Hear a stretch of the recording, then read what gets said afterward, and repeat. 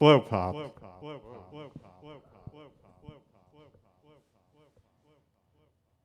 With Slick. Thanks to Samantha Sutcliffe and Xpizza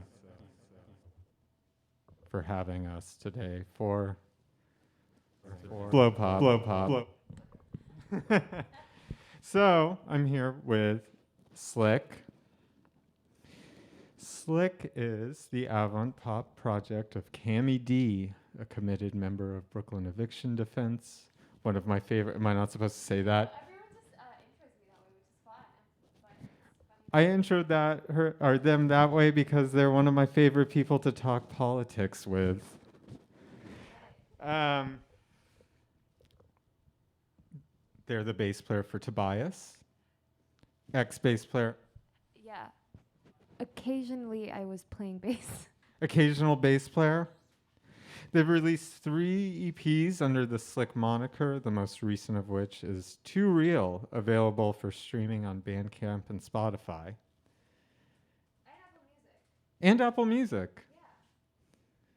Steve Jobs would be so happy. I did it for him. You know, think different. So today, Cami is, or Slick is gonna play. Oh, I'm all over the place with this intro. Slick is going to play. Bye, Jenny. Thanks for hanging out. Slick is going to play some unreleased material. It seems like nobody slept well on Friday the 13th across the board. Yeah, so I guess start whenever you would like, and then we'll do a little interview. Ooh. Oh, it's good.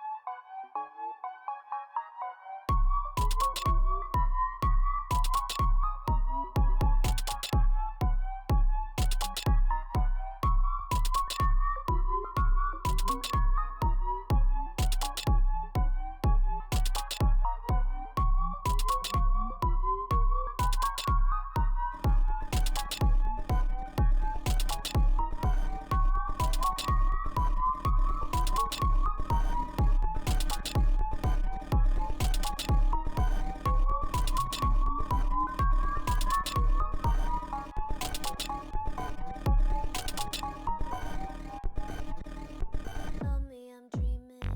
You grew another tongue, whispering I'll love you like an animal. You make me crawl out of my skin. Black lace in my teeth. Wild, wild like an animal. Wild, wild like an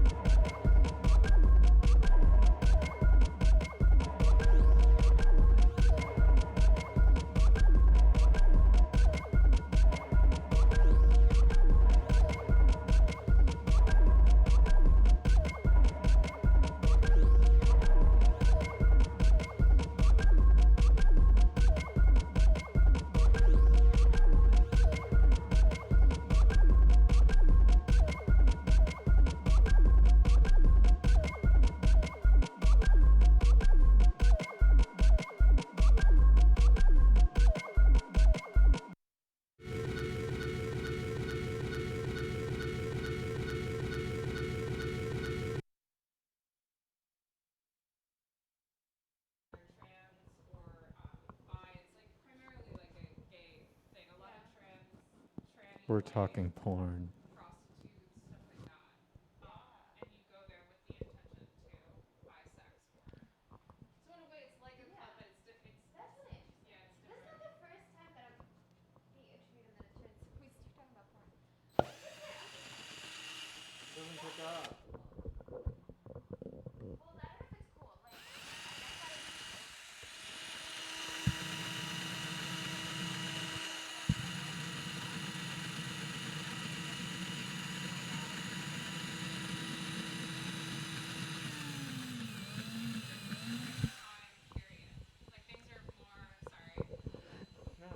Okay, I was weird. I was thinking about this earlier today. Wait, like, both of them work? Oh. hello. Like spaces that are when you're in them, you can tell that it's like over already. Or Like, like this is not renovated at all. So like you're walking into something that's been untouched. right, exactly, like that the anachronistic. Like I feel that way sort of in Fidei. Like when I was walking over here, there's some stores that make no sense with like where the rest of the landscape has like gone. And then you're just like, oh, there's these weird like ghost stores or something. Yeah, so crazy thing about this theater is that so basically like we met this lady, Veronica, who gave us a tour of the whole place, and they brought us up to the top theater and showed us where like the old owner had hung himself. So it's like totally haunted. Whoa. And then like 18 months ago somebody died in there as well. So like it's very like haunted Yeah. sort of vibes, but the theaters are like, it's dark, it's dismal, it almost feels like it's like kind of depressing, you know, but it's Yeah. definitely like if you need to feel alive and like you're just so bored, like I recommend going somewhere where the like environment is gonna shock you. Like yeah, I get it. The one that I went to in Miami was not like that. There's no.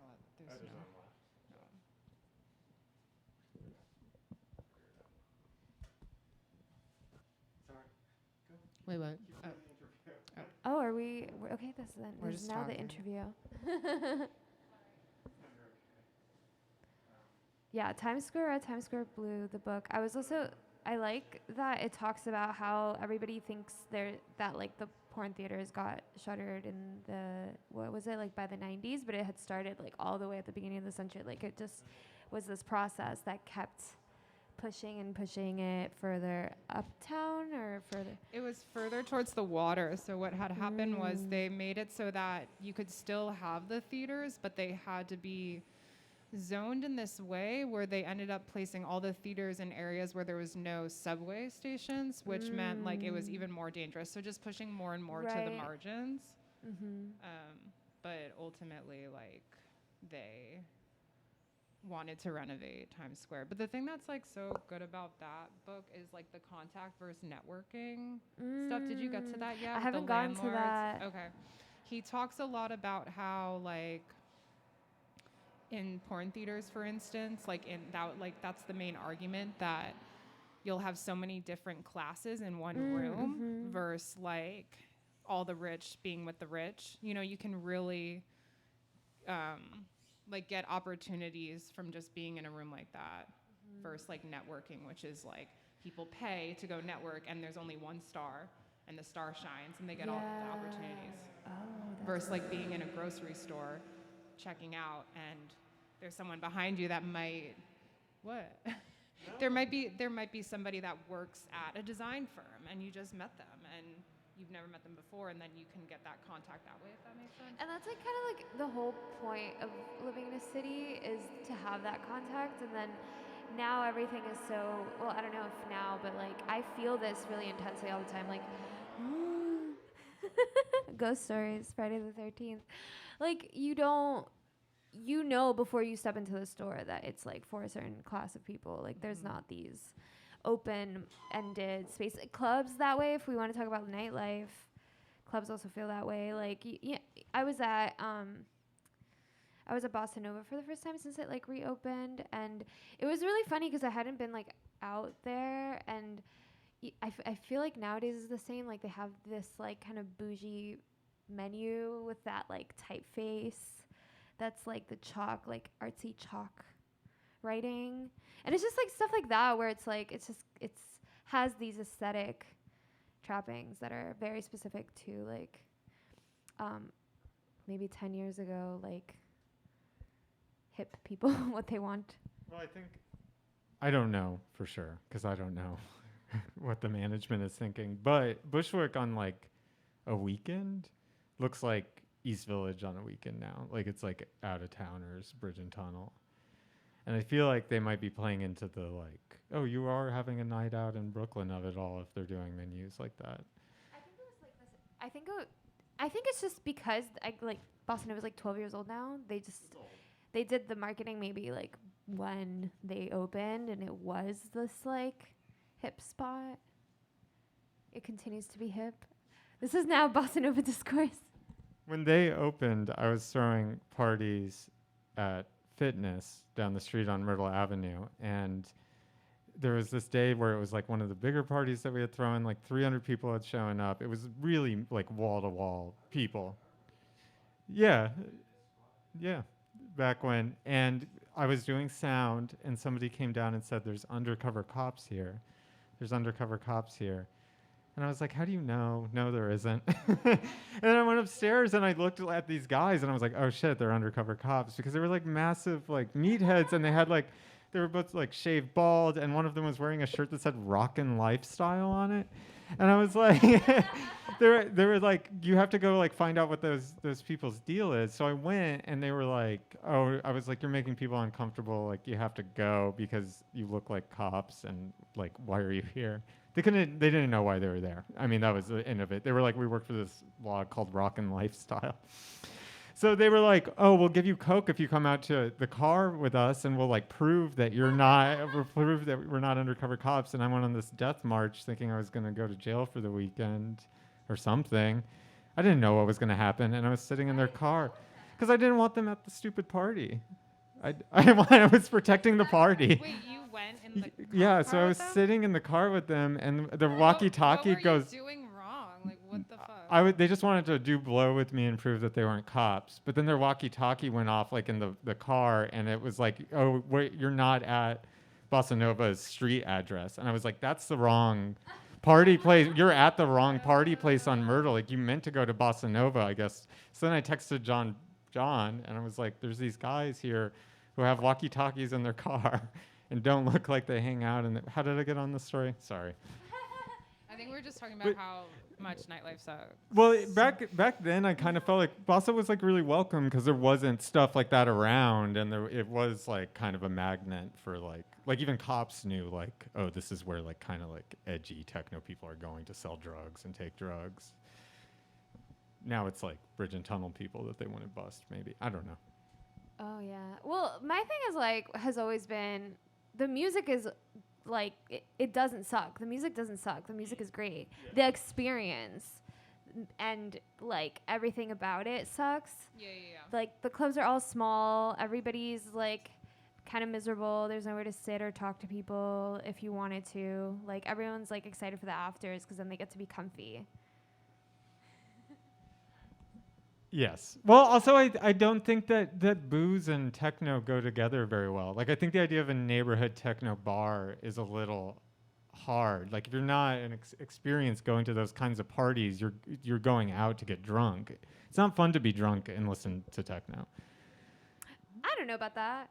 In my opinion. That's okay, well, never everybody mind. has their thing, but fuck. I was gonna say my friend and I were talking about this, and we're just getting into a conversation about like why it feels like so atomized in New York. Like there's all these different scenes, like, and they said something that I really liked, and it was like we should have a movement of people like consuming local music, like, the same way everybody wants to eat like whatever the closest grown lettuce to them is. Like people should make it like That's good. a point of pride to like know who's around their own city, right? Because it's like even the New York clubs, like every other weekend, it's like Miami DJs here because it's like a hot moment in Miami right now, or things like that. Like European DJs will be coming and this and that, and that's cool. Like obviously, you want to bring people in and have that exchange, but then also like hype up the people that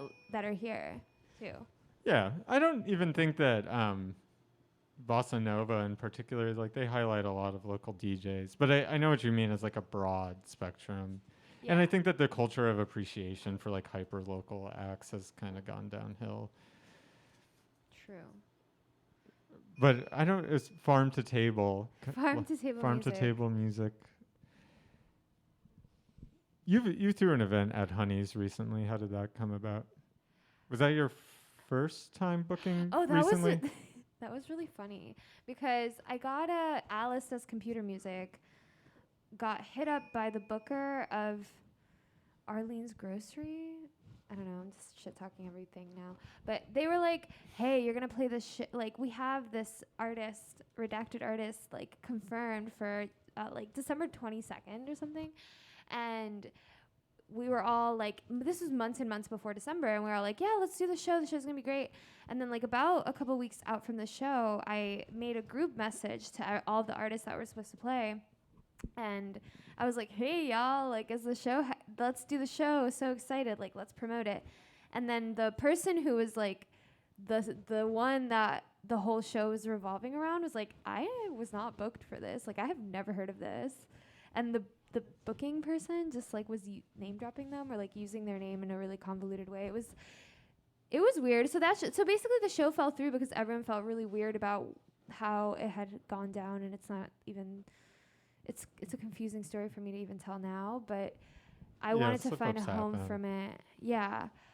It was just like a confusing situation, but the other artists like did want to play, and I just hit up a couple of people. I had played a show at Honey's, and I just hit up the people that I knew that were doing it. Yeah, it was just emails. Not that chic. Emails are chic. It's on the net. On the net. The information superhighway. I don't know if my emails are chic. It's like I'm like so formal in emails because I've like never really had an office job where it was like made more casual to me, and I'm just like, please see attached.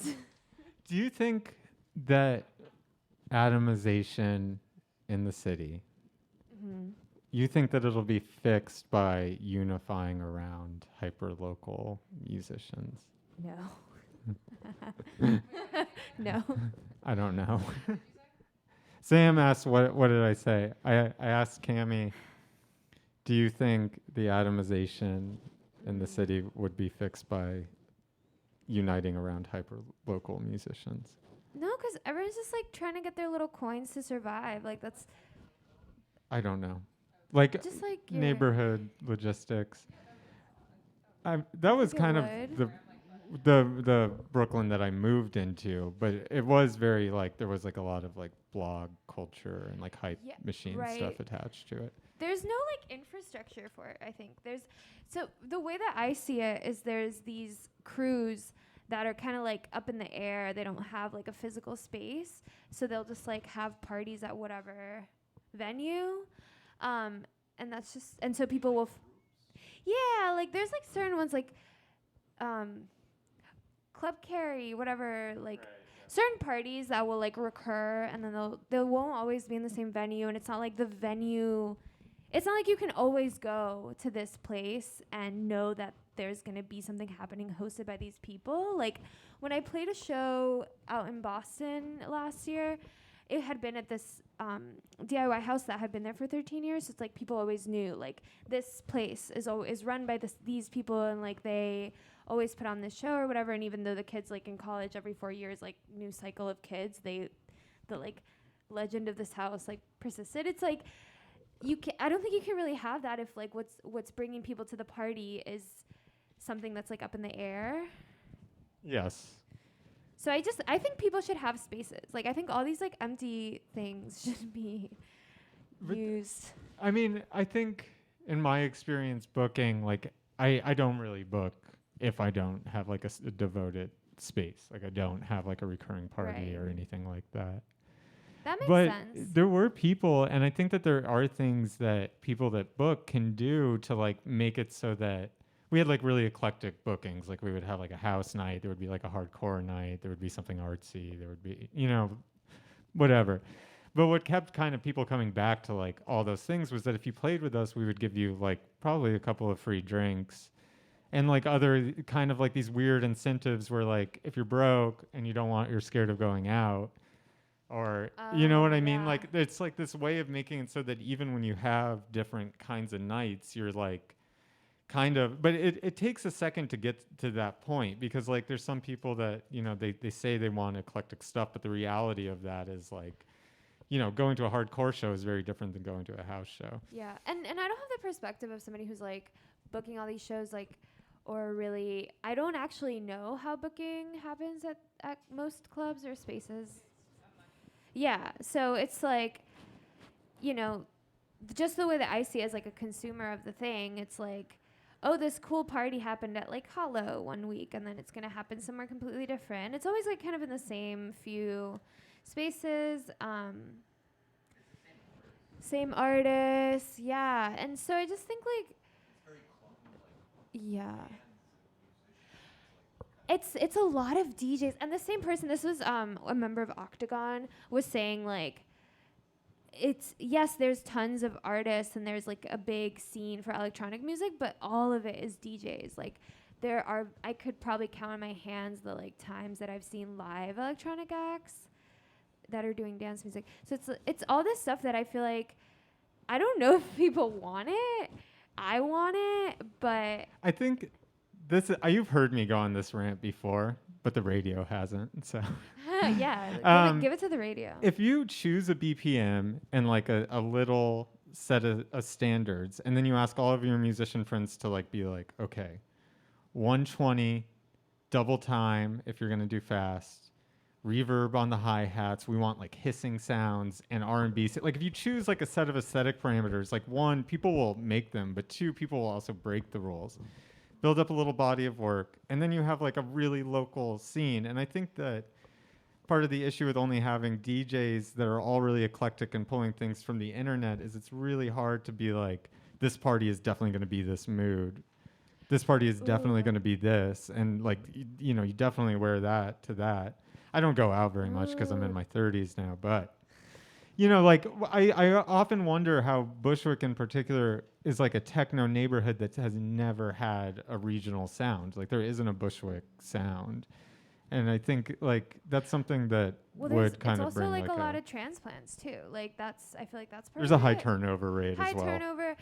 There's a bunch of stuff. I don't know how much like there's like a need for it because I think part of it too But I is want it.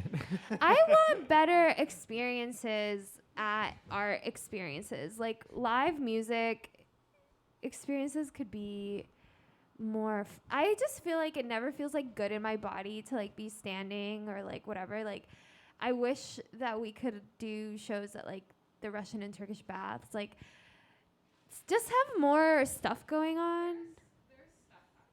Yeah.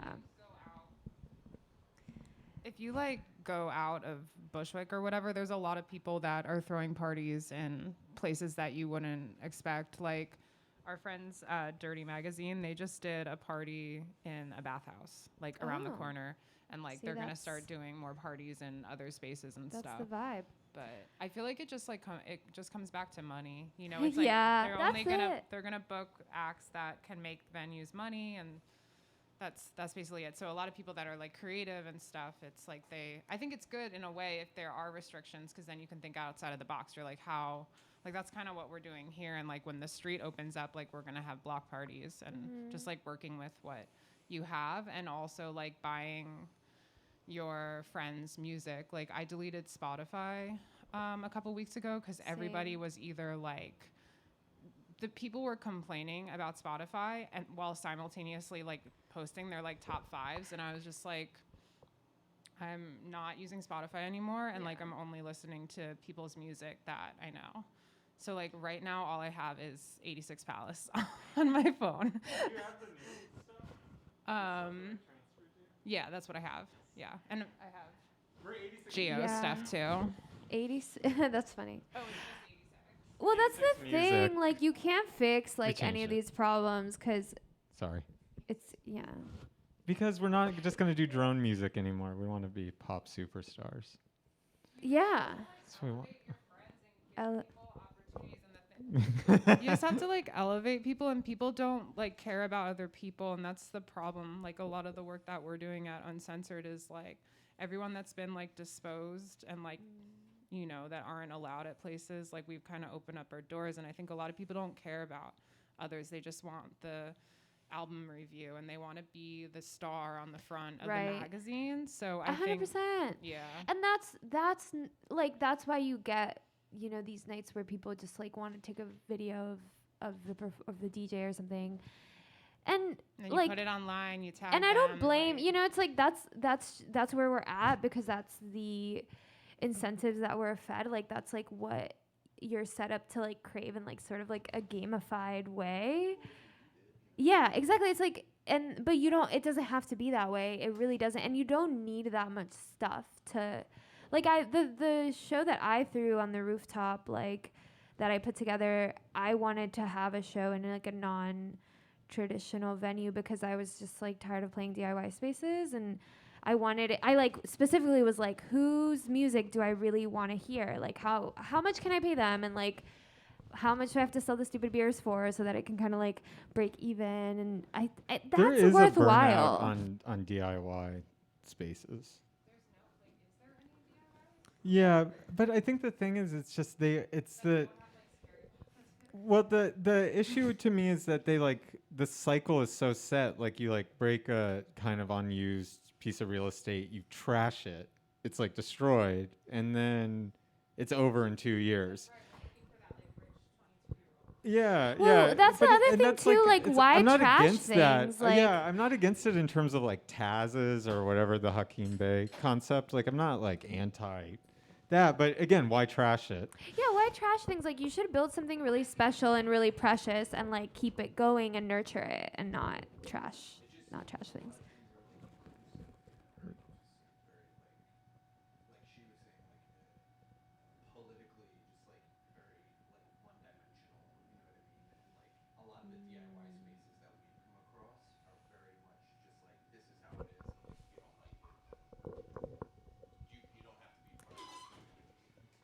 Yeah.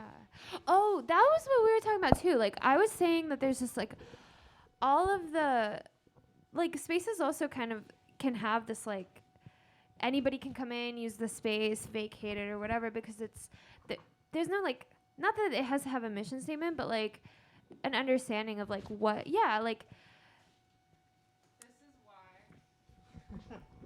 This is why the porn theater is so much better than all of this because it's none of this. This like these boxes and all this bullshit. It's like people, you check your emotions at the door and people are just in the room and there's none of this. Yeah. People fuck there. So Yeah, people want to touch each other. And I feel like we're not allowed to touch each other in these spaces. Like we're like, yeah, that's a problem. yeah, and there's also the like what you said, like check your emotions at the door. Like you're there to have an experience. You're not there to like bring in whatever shit you're like, whatever your expectations are. I don't know. There's something about that. Well, if you would talk maybe more about the gamified thing, because Erica, who's up next, made a movie about people getting sucked into cubes Ooh. and trying to regain their consciousness Whoa. after putting them down. But like, yeah, so you were mentioning like you feel like the experience of nightlife has become gamified. I have like empathy for the like things that I see kind of like on the same thing. It's like I'm not fucking better than other people like to say like my version of these things is better. I understand why people have the incentives, like given the incentives that you have, given the options for like making a living, given like the shit you might have to sacrifice for, you know, like doing something that doesn't make you any money or whatever. I understand why. It's like you get more tokens or something. Like you think actually it might not be true. Like I think a lot of people think that if they achieve some form of like clout accumulation that like it will turn into money. That's kind of all I meant. Well, you don't know because people turn that shit into gold all That's the time. true. People become accidentally viral, but that's frustrating, and it's not worth living your life. It's just accumulation. Like everyone thinks that like art is like different than other industries, and it's the same shit. Yeah. I am going to wait. Why don't you here? I'm going to play some music so Erica goes on at 7. But why don't you tell us what you were playing earlier? Because we never. What was the music you were playing? I was playing a bunch of files that I've just been making music, like a lot of it, since the summer. So I put out a project in September, and then kind of like in between of finishing the songs that ended up on that project, and now I've just ended up with a lot of files and a lot of unfinished tracks. I like to play unfinished stuff and hear what people like, how people feel about it, or how I feel about it, kind of in sequence. That's what we heard. Just a bunch of my work in progress. That's great. Yeah, thank you You for got some having me. bangers in there. Do you have any events coming up you want to plug? Oh yeah. No. Okay. Shit. I wanted I'm so fried right now, but February 18th I'm Wait, doing why a didn't show. you sleep last night? So Nobody got I any was sleep. at fucking work. Oh, okay. Work. Ew. All right. Slick, everybody.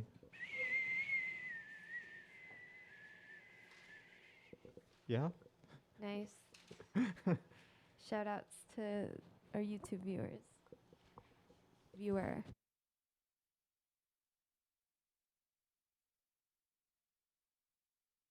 Stay on the radio is tough. You're doing great. For stay on the radio. Blowpop. Blow. Well.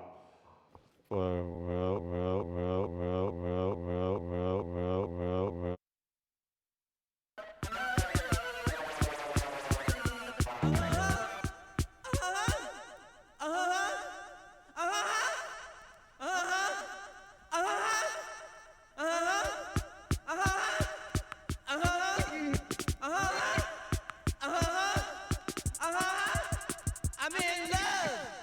I'm all shook up.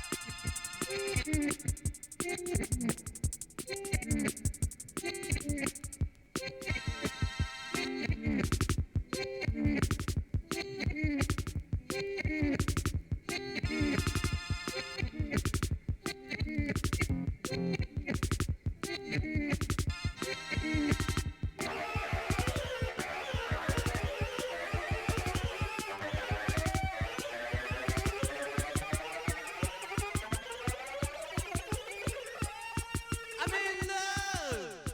I'm all shook up.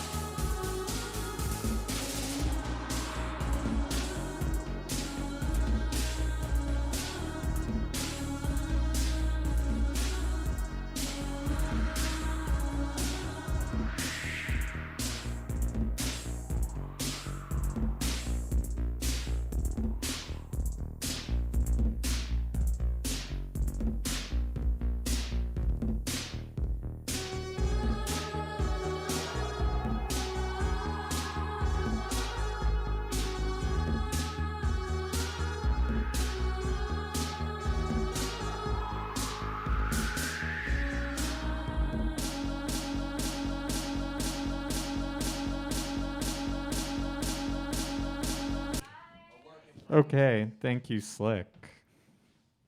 Have a safe ride to where you're going. The next guest is filmmaker and artist Erica Schreiner. I've been aware of Erica's work for some time, from the remarkable stills of their movies that worm their way around mood boards and story shares. Ethereal, shiny, decadent, these images are the tip of the iceberg I deep dived into Erica's work this week and was overwhelmed by the thought and patience I found there. There are two features. Satori and Special People are episodic parables that navigate moral dilemmas in the manner of a Platonic dialogue or a stoic treatise. A Stoic treatise concerned with the morality of excess, humanity's relationship with nature, the effects of technology, and the role of friendship and community in shaping an individual. Yes, Erica's movies dare to ask the big, big questions. These films and more have screened at MoMA PS1, Nick Knight's Show Studio, the Portland Gay and Lesbian Film Festival, and the Berlin Underground Film Festival. Erica is the author of 2 collections of short stories, a novella, a book of poetry, and a chapbook of video stills. They are a member of New York's Filmmakers Cooperative and on the curatorial committee of Millennium Film Workshop. Next week, they have an exhibit opening at Bill Hodges Gallery in Chelsea. So why don't we start with that? Hi. Hi. Thanks for having me, Yeah. by the way. Yeah, next week we're doing a show. I've been there all week working on it. Yeah, thanks for coming down. I'm sure Yeah. that install week is kind of a rough time to Yeah, it is. the It is. radio. Yeah. Where's the camera? I think it's there, like center. Oh, okay. So you can I was face just looking this way. around like, where? Oh, where's the surveillance camera? Oh, yeah. No, the one that brings us to the internet. There. So I think. Sorry. Wait, do I have to do the intro again? Okay.